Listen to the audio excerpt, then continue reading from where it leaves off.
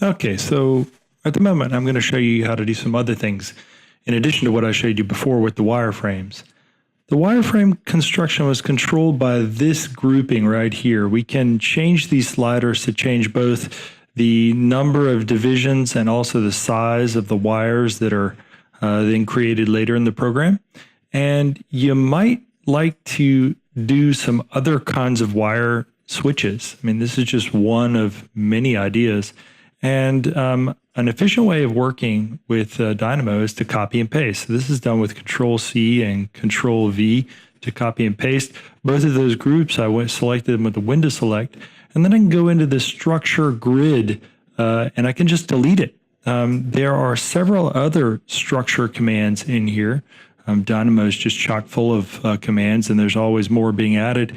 I don't know them all, but this one right here is, for instance, it's another kind of wire grid. It's a diagonal, a diamond grid.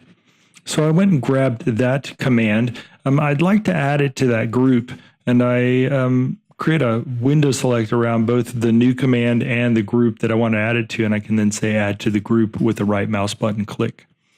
So now I've got this in there, and I'm going to try to position it, but I'm not going to worry about it too long.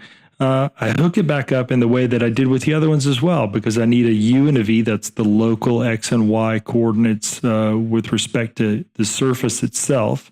And then I have to hook up the lines to the curves for the ongoing command.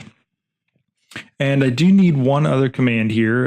There is a command associated with the diagonal structure grid called a Boolean. It decides about whether or not the elements are connected to one another or not. So I do need to hook that up. So I add that, and I also add that to the group just to make everything nice and neat.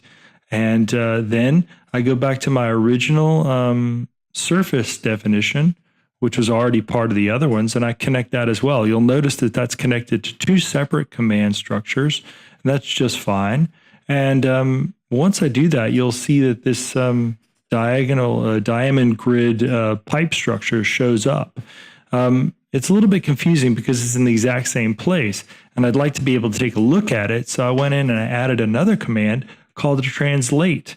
A translate just says, well, does exactly what it says. It translates geometry or items in the Dynamo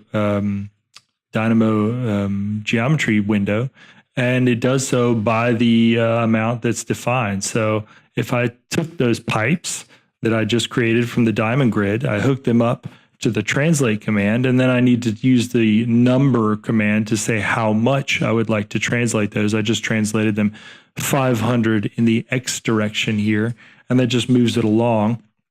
That actually creates a double because each one of these commands has a preview associated with it. So every command I define in Dynamo will show what it does. And so as a result, I have to go back through and I have to actually turn some of the previews off to make a sense of it all. Before I do that, though, I took that translate command and the number that went with it, and I created a group with that as well, just to keep things nice and neat, and so that somebody coming back later might be able to actually follow what I'm talking about, what I'm doing. It's also a nice way, if I want to reuse that later, I can easily grab it in one fell swoop and do that.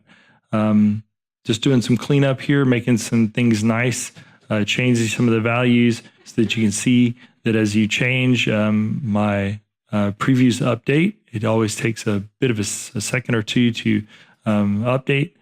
The bigger the programs get, the longer this will take. There is an option actually to turn off the automatic update, because sometimes if you have very large programs, that update can take quite a bit of time. But in this case, I'm just going to keep it on automatic, turn off some of my previews, make everything nice and neat so that I only have the 3D geometry showing.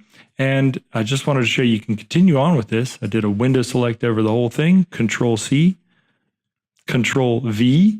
I now have not only the wire mesh, the diagonal wire mesh control.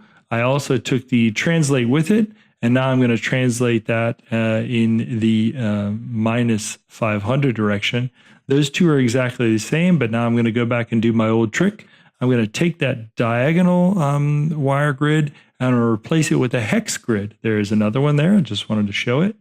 And that's kind of the inspiration for this video. I want to show you all the different kinds of commands that there are. There's certainly many, many more than this, and I don't even know all of them. I'd like to hear and see what you guys come up with. That'd be great.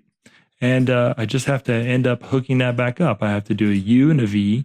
There is a command here associated with the Boolean as well. And there's one other command that actually controls the relative height and width of the hexagon in the hexagon grid. So I put a number slider in there. You'll notice later that I'll change that number slider to make it go from 0 to 1 in 1/10 increments. But for the moment, I'm going to leave it at 1 where it is. That's just fine. I connect all those up into a group and make sure those are all added. And so it's nice and neat and clean. You'll notice that it doesn't work immediately because I forgot to hook up my lines to the pipe command. So once I do that, I'm pretty much good to go. You'll see that it doesn't like the fact that there is a command pointing to a null. So I've got to figure out exactly what's going on there.